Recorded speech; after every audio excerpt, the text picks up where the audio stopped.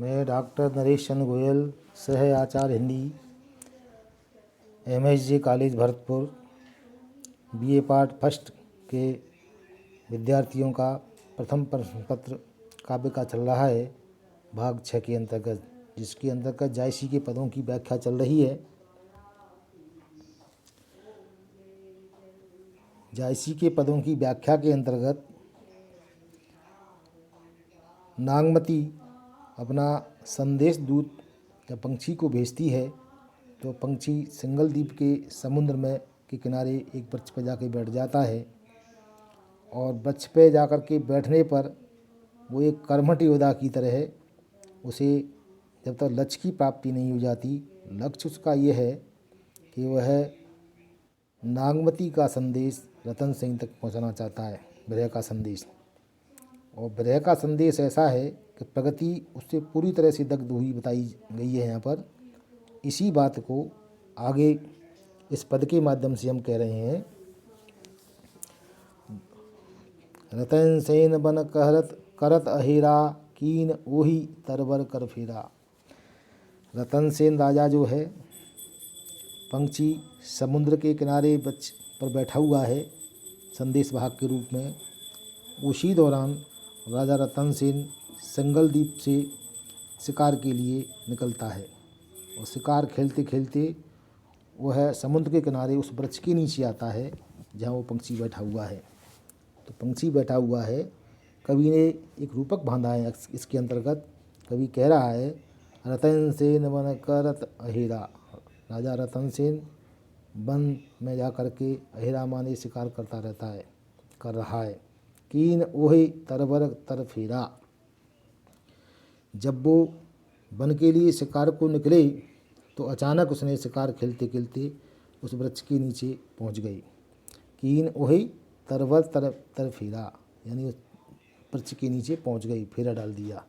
शीतल विरच समुद्र के तीरा।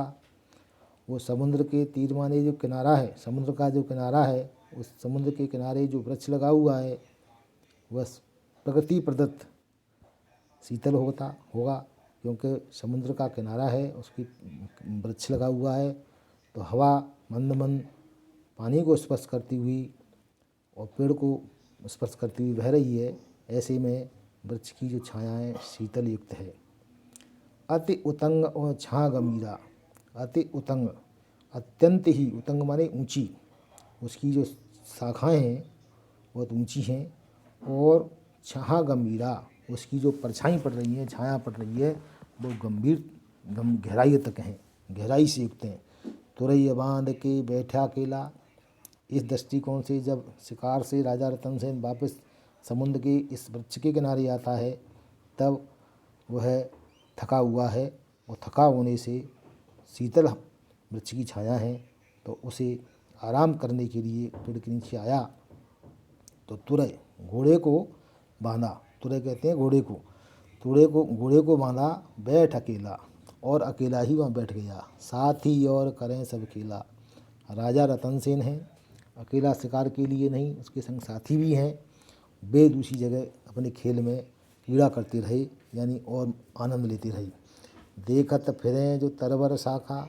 जरा रतन सेन जब आराम के लिए लेटा तो उसने उस तरबर की शाखा को ऊपर देखा। लाग सुने पंखिन की भाषा। और भिन्न भिन्न प्रकार के पंछी बैठे हुए थे उस वृक्ष पर, तो वो आपस में वार्तालाप कर रहे थे। उन पंछियों की भाषाओं को, भाका माने भाषाओं को, बातचीत को वो सुनने लगा। पंखिन मह सो विहंगम आहा। पंखिन मह सो विहंगम आहा। ऐसी स्थिति में उस सभी उसके जो साथीगण थे वो अपने खेल में थे। एक जब पेड़ के ऊपर दृष्टि डाली तो एक फलयुक्त जो शाखा थी उसमें पंछी बैठे हुए थे और वो उसमें आपस में क्या वार्तालाप कर रहे थे। पंछी ने महेशो विहंगमहा। पंछियों के मध्य में अरे इस बातों को, पंखनों को देख करके नागमती जा सो दुखा। नागमती के दुख का वर्णन कह रहे थे आपस में। पूछई सबय विहंगम नामा। पंछी एक दूसरे से उस व्यंगमाने पंछी उसके नाम को पूछ रहे हैं। अहो मीत काहे तुम सामा।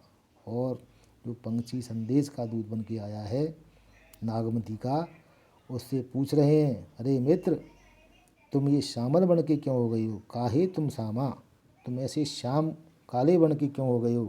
कहे समीत, मित्र कह रहा है, मासक द्वय भई, द्वय मास, मासक महीना, द्वय भई, 2 महीने हो गए, जम्मू द्वीप तहाँ हम गए। जम्मू द्वीप का एक स्थान था, वहाँ पर हम गए थे, वहाँ पर हम ये काले हो गए थे। नगर एक हम देखा, गढ़ चितौर और नाव। वहाँ पर हमने जम्मू द्वीप में एक नगर देखा और गढ़, एक किला देखा। वहाँ पर चित्तौड़गढ़ का किला है, उसका नाम है। सो दुख कहो का हा लगी, उसकी दुख को मैं कहाँ तक कहूँ, कह नहीं सकता। हम ठाड़े तैं छाव, डाहे तैं ठाव, हम वहाँ पर उस ठाव माने स्थान पर काले हो गए थे। कहने का मतलब ये है, जम्मू द्वीप में एक नगर है चित्तौड़गढ़। चित्तौड़गढ़ में रानी नागमती रहती है, और नागमती का जो विरह है वो इतना ज़बरदस्त विरह था, भयंकर था, कि उसके दुख के कारण जितनी भी प्राकृतिक चीज़ें थीं वे सब काली पड़ गईं और हम भी काले पड़ गई। अर्थात इस बात को वह रतन सेन के सामने कहना चाह रहा है कि नागमती आपके विरह के कारण पूरी तरह से जल रही है